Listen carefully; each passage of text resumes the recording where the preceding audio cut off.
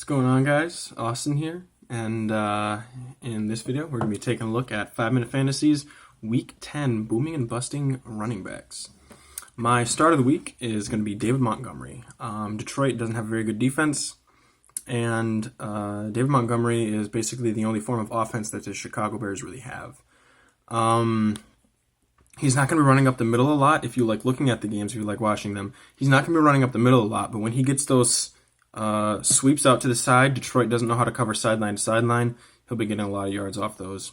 Damien Williams, not exactly sure what's going on with the Chiefs' backfield right now, but what I do know is that Tennessee is giving up a league-leading number of passes out of the backfield. So look for Damien Williams to be on the field on third down a lot, and look for the Chiefs to try to pull out another win this week, probably without Patrick Mahomes. Tevin Coleman against Seattle. Same reason for starting Damien Williams. I know it's a crowded backfield, but Tevin Coleman is going to be getting all the passes, especially on the third downs and the other passing downs, things like that. So, look for him in a game where, again, San Francisco is going to have to score some points. This time against, probably the league MVP so far, Russell Wilson. Tevin Coleman is going to be getting some passes. Mark Ingram, the Baltimore Ravens are going to be up ahead so far in this game that Mark Ingram is just going to have to get carries to rush out the clock. That and Cincinnati can't really cover running backs to begin with. He's going to be getting a ton of yards.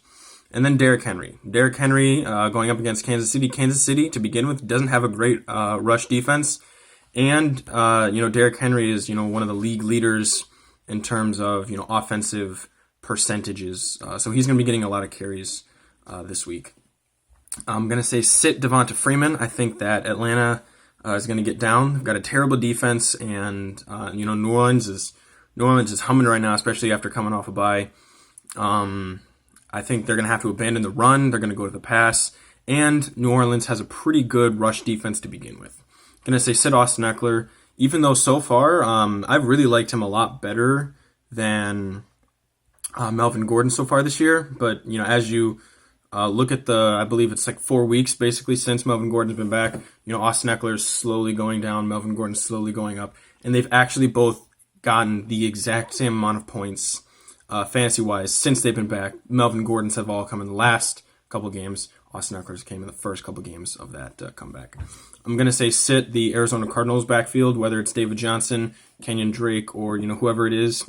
Tampa Bay has a really good defense. If it wasn't for Tampa Bay, Christian McCaffrey right now would be on pace to break both LaDainian Tomlinson's scrimmage touchdown record and Chris Johnson's all-purpose scrimmage yard record.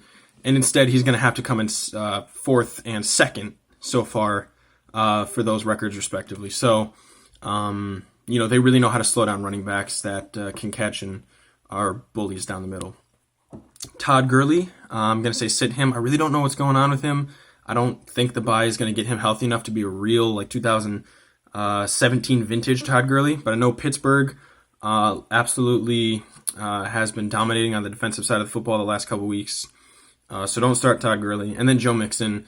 Whatever your opinions are, I've been disappointed with him so far. He was a guy that I wanted Detroit to draft, coming out of that 2017 draft class. Cincinnati is just really not the move for him. I think Baltimore is really going to be dominating this game, and I don't think Joe Mixon is going to have any room to breathe in this game.